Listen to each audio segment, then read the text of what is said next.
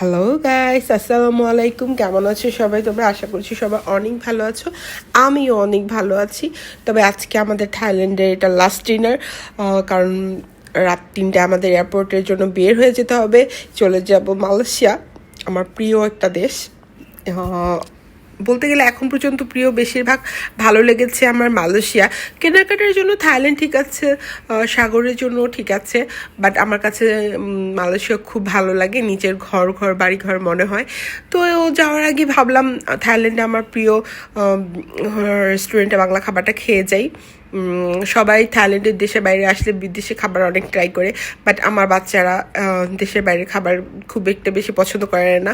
কারণ এর আগের বার আসার পর আমাদের অনেক কষ্ট হয়েছিল, অনেক হাবিজাবি খেয়েছিলাম, বাট এবার চেষ্টা করছি দেশীয় খাবার খেয়ে শরীরে একটু পুষ্টি নিয়ে দৌড়াদৌড়ি করার জন্য। কারণ দেখা গেছে বাইরের খাবার খেলে বাচ্চারা ঠিকমতো খাবার খায় না, তারা বাইরে গেলে চায় না। তো বিদেশে আসলে তো বেশি বেশি করে প্রচুর হাঁটতে হয়, কারণ এখানে তো আর রিক্সা নেই যে চাইলাম ওর উঠে গেলাম। তো সেজন্য চেষ্টা করছি বাচ্চাদেরকে 2 বেলা একটু ভালো করে খাওয়াতে, যদিও সকালে তারা কিছুই খাবে না। তো দুপুরে আর রাতে একটু ভালো মতো খাওয়ালে দেখা গেছে হাঁটাহাঁটিতে তাদের অনেক সুবিধা হয়। তো আমি এই থাইল্যান্ডে আসছি পর থেকে 3 আইটেম বেশি খাচ্ছি, হয় মুরগি নাহলে গরুর গোস্ত।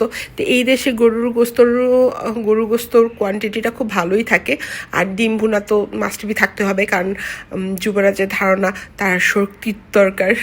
ডিম খেলে সে বেশি বেশি করে শক্তি পাবে আর হাঁটাহাঁটি করতে পারবে।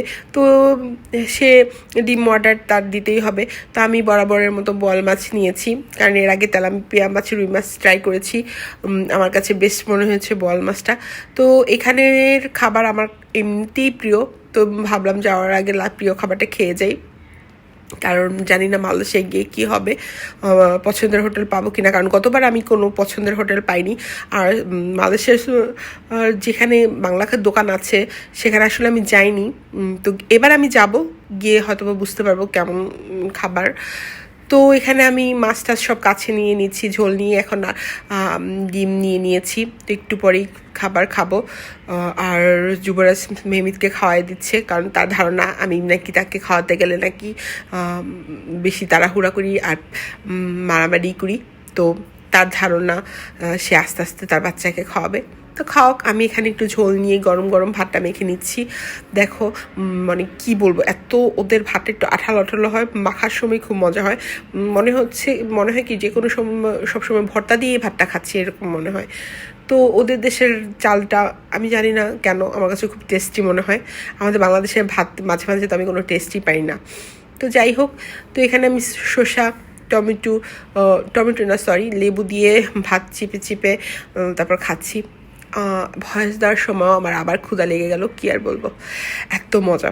তারপরে এখানে যুবরাজ আমাকে একটু ঝোল দিচ্ছে, কারণ আমি এখানে ডিম ভুনার ঝোলটা খুব পছন্দ করি। তো আমি একটু ডিম, একটু কাঁচামরিচ আর একটু পেঁয়াজ নিয়ে মেখে ডলে ডলে এখানে খাচ্ছি। আর এখন আমি একটু শান্তি মতো খাবো, কারণ আমি নতুন ভিডিও করতে গেলে কিচ্ছু ঠিক মতো খেতে পারি না, আর অস্থির লাগে। তো এখন আমি খাবো। আজকের ভিডিওটা এই পর্যন্ত, দেখা হবে নেক্সট ভিডিওতে। আল্লাহ হাফিজ।